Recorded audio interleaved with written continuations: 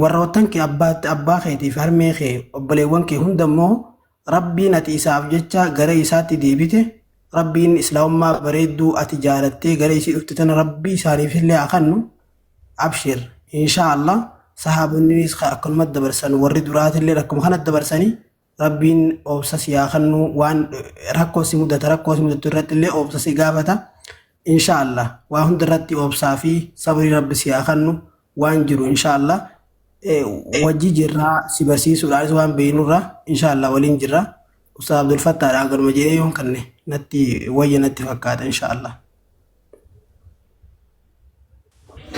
Assalamu alaikum warahmatullahi wabarakatuh. Wa alaikum assalam warahmatullahi wabarakatuh. عليكم السلام ورحمة الله. Akkami nagaadha fayyuma? Alhamdulillah jirra. نقا فيا ما شاء الحمد الله. لله. Baga jiraattu. Pastor Awwai wajjin jira mee du'aa yaa godhuu fi obboleettii teenya tagara islaamaa dhufte tana. ايش Obboleettii teenya takka tana islaamaa dhufte du'aa godhii. السلام عليكم ورحمة الله وبركاته. أبلتي تينا السلام عليكم ورحمة الله وبركاته. أبا دبي دبا دبي دبي كم أوفا Pastor Ede Abdul Fattah tu nak ifam aja. أكاس أبلتي تينا بقى ربي قرامنتي جناما كالي سرت لالتي سبب هذا كيتي فبا كيتي نراباتي بقى ربي سيدي بيسي بقى ربي سيجمعشيسي وانتي كنا أولي جمعشون كنا أولي تكلي إنجرتو ما جناني كنا جالو إسلام مال وانتي إسي دا أولي إنجرو يجودا ما في هرّا علمنا ما وانتي قربية لفا كنا دوفي asirratti taa'ee hojjetee rabbiif tole jedhee rabbiif bulee guyyaa boriidhaa jannata isa argachuudha. Kanumaaf jechuudha. Har'a asirratti akka fedhetti nyaadhe akka fedhetti gammadee jiraachuuf miti. Guyyaa boriiti jiruun duniyaadhaa gabaabduudha. Akiratu guddoodha. Guddoo isa argachuudhaa fi islaamummaa qabaachuudha. Islaamummaa kana ammoo fedhii kiyyaanii miti, fedhii haadhaaf abbaa kiyyaatii miti, fedhii gosti kiyya jabaa ta'eef miti kan itti argadhu jechuudha. Jaalala rabbii kennaatiin. Kanaaf baga rabbiin si jaallatee, baga rabbiin si filatee, baga amantii kan dhalootaatti rabbiin si deebisee. Kanaaf ati ni jabaachuudha qabdaa, barachuudha qabdaa. Islaamummaan barnoota irratti hundoofte, barnoota hajamti, waan hojjettuu fi waan dalayduu fi waan haasoytu hunda isaatu beekumsa irratti hundooftee wanti kun yoo dubbadhe akkam laata wanta kana yoo dalage akkam laata jechuudhaaf barnoota nama gaafata. Kaayyoon kan kee erga gara islaamummaatti dhufte barnoota barachuudha qabdaa, jajjabaachuudha qabdaa, jecha namaatiif gurra kennuudha hin qabdu. Namni waan fedhe siin jedha sababa kanaaf deemte akkana taata yeroo waa hedduu siin jedhanii jechuudha. Ati kanaaf ammoo gurra kan kee maal goota kennuufii dhabdee yeroo gabaabaa keessatti baradheetiin maatii koollee jijjiiruudha qaba jetteetiin kaayyoo akkanaa ni sochoodha qabda. Rabbiin si haa tiksin jedha. Wassalaamu alaikum warahmatullahi. Wa alaikum assalam warahmatullahi wabarakatuh. Ya es osoo wanti hin jedhin dura siifu biyya keessa jirta? Suusu. Biyya keessa hin jiru. Inshallah nama akkaataa salaataa fi maal si barsiisu namatti silaannaatii asuma irratti fooloo gootee akkaataa salaataa fi maal gidduudha keessoodhaan qunnamaa waliin tineettan. Mee jamaa namni fudhattan. Yusru makkan na ustaz sanuma baradan iyyuu. Yusra jirta barada. Asirra jirti? Akkaan maayikii banadhu Yusra.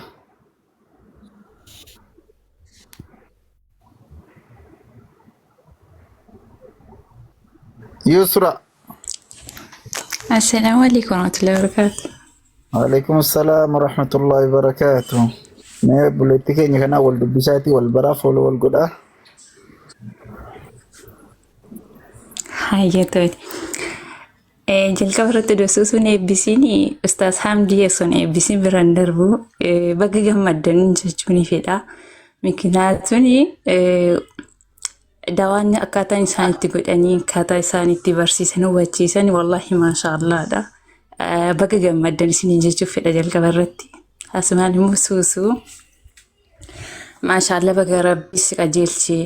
Islaamummaa jechuun waan qoosaa wayiitii miti. Islaamummaa argachuun waan baay'ee keessa kan nama gammachiisu islaamummaadha. Haadha sitti fakkaachuu dhiisuu danda'a. Maybe gaaf keessa galtee sirriitti hubattee immoo kana caalatti gammaddaa baga Rabbi si waffaqesiin jedha.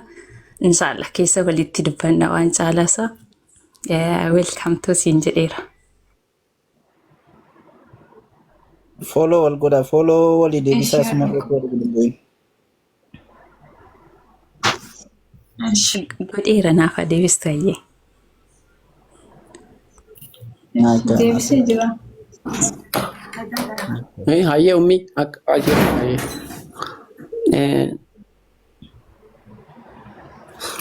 السلام عليكم ورحمة الله. بسم الله الحمد لله والصلاة والسلام على رسول الله صلى الله عليه وسلم. ما شاء الله، الله أكبر الله أكبر الله أكبر الله أكبر الله أكبر ولله الحمد.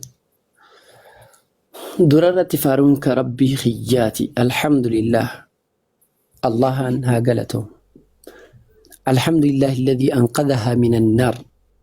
إي والله ربين الآن إني قرتي إسيتنا عذاب الرب لسباس ربين أما بلسباسو تنا قفو سنتاني حالة بلسباتو تاتين فولا ساقيسي ربي أجت اللي بلسباسي دنيا رت اللي بلسباسو قبل ما نماتي في بيتا إبدا جلا بلسا خنا باسو رب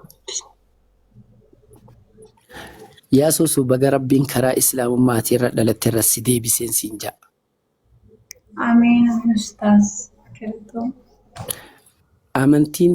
أمنتين أتيك أبدتوني غريبة متي جاتشون وان ألقا متي بيكدو أمنتين هن دي المنامات في آية دادا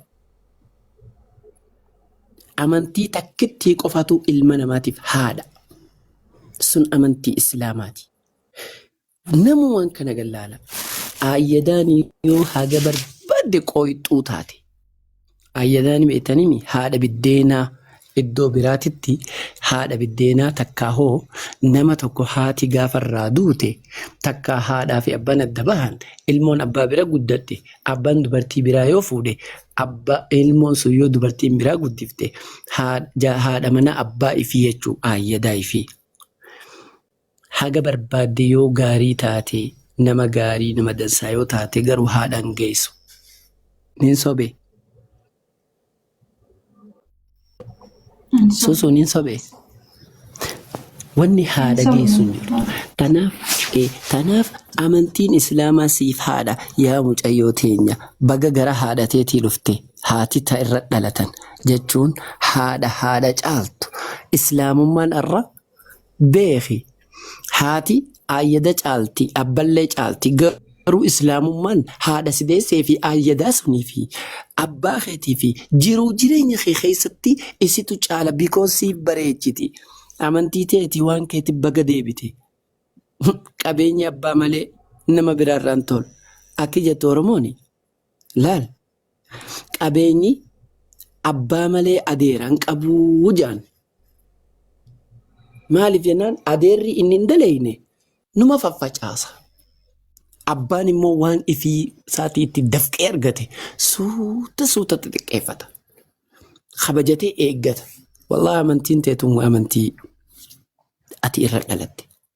Tanaaf waan kee kana suuta akkuma abbaan waan fi jabeeffatu atilleen amantii tee tana waan kee tee irra dhalatte tana barnootaan jaarradhu barnootaan utubadhu qaamaa qalbii keetiin أكسد دابدو توني دام سخية برومس لازم أن تعبد الله على علم ديرك أما أتي بيتي بيكم سر أبتي ربي خي أكا قبرتو وان كان دعائي اللي سيفتي قونا دعواك وفامتي دعائي اللي قولون برباتي سوما أكسد سبات ربين استقامة صدقي توفيق ربين سيفاخنو wanni hundi tamkiinaan bareeddi tamkiinaas rabbi siif haa kennu mee jabaadhu akkasumas siin barumsatti xiyyeeffadhu lafeetii tole.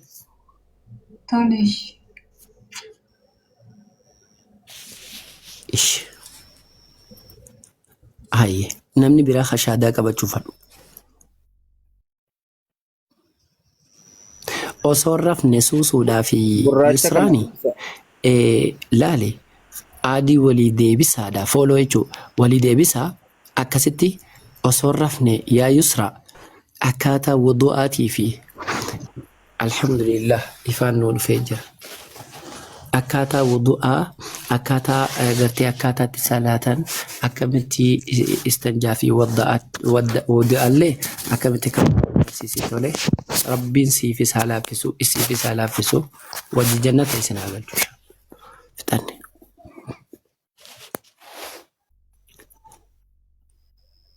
Haye gurraacha keenya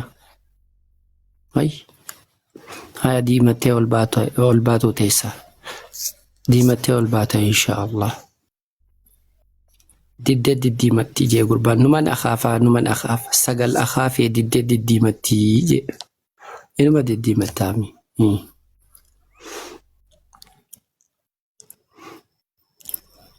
Maqaan isii eenyu jettee haa guyyaa dhiyoo reefum tana jechuudha. Maqaan isii tigistii kaafoo tigistiidha. Tigistii jechuun bar afaan amaaraa irraa kaniin jalqaba bare kana tigistii argilleen tigistii naa kan. Yaa tigistii maal gaati tigistii ni qabdaa tigistii qabdaati. Aboo har'aan tana du'aa godhame haala hamaa tokko keessan jira illeen ammumaan tana dubbiin takka nageesse du'aa godha. Abshir abboo rabbi furmaatatti siifa godhu waan si cinqu waan si dhiphisu hunda sayyoo rabbi sa'aatii ammaarraa furmaata faraj malee waan biraa rabbi siin dhageessisiin.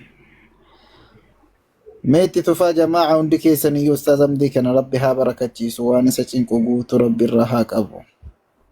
Waan inni yaade waan khayrii taate rabbiin caajilatti rabbi haa fiduufi.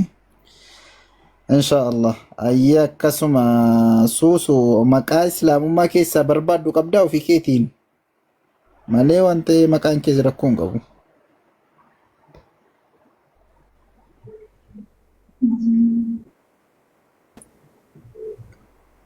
Sinutun Augusta ini tola. Ya salamu ya salamu ya salamu onse. Nyamogaz Ustaz Amdi Mogazasin. Ustaz Hamdi Oye wayye maqaanaa baasaa jedhaa jirtii maqaa baasaa fi tayyib maqaan isiidha yaa rabbi ati maqaan ati jaalatu islaamummaa keessaa jiraa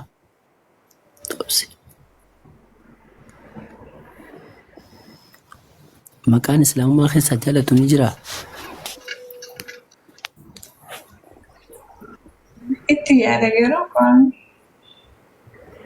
Itti maqaa bareedaa insha Allah ta'ala rabbi si haa laaffisu akkasitti islaama taate silaa dhiira taate amma maqaa takka Muhammadiin si baas takka Ahmad takka Maahi sandiddu Khadiiriin si baasa haa Khadiir ganama dubii deddeemu tokko jira kaan abbaa hiyyaa. Assalamu alaikum warahmatullahi wabarakatuh. Ani Khadiir qarshi dibbana kan jeen gurbaan. Wa alaikum salam. Khadiir eenyu? Khadiir ka. Khadiir eenyu bo? Khadiir. Way Khadiir abbaan qabu. Ish wanta ka ambeetu jeen Khadiir ganama suudeemu. Khami Khadiir. Sayyidina Khadir jedhu. Lakki Khadiir ganama subii deemu sani jeen inni. Khadir ganama subii deemu abbaan qabu majaan. Aboo Khadir kan beektu Khadir gaa dhufee qeeqeessa illee beekee hin barakaa. Khadir qeeqeessa barakaa sun maqaa abbaan qabu diqaalaadha. Kami Khadir eenyuuti? Rakkate naan kanneen dhiisii deemu jettee kaa dubaree akkasii beektee akkasitti rabbiin kiyya si haa milkeessu. Susu maqaan bareedaan yoo feete asmaa baafachuu dandeessaa. yoo feete Aasiyaa, yoo feete Saaraa, yoo feete Khadiijaa, yoo feete Aayishaa, Faatimaa, gartee maqaa hedduutu jira. Sumayyaas baafachuu dandeessa. Akkaasi. Insha Allah. Maqaa gaariin gartee Haajaraallee baafachuu dandeessa. Rabbi si haa laaffisuu maqaa kanuma ta'e Yusraan haa sii baaftu insha Allah. Booda haa Yusraan sii baaftee nutti as baata. Bareedaadha. Kas insha Allah. Hayyee mee daawwaa itti haa fufnuqa. Mee kiristaanni biraa namni gaafii qabdan takka ammoo shaadaa qabachuu barbaadda. Bismillah. Maaluma fadan.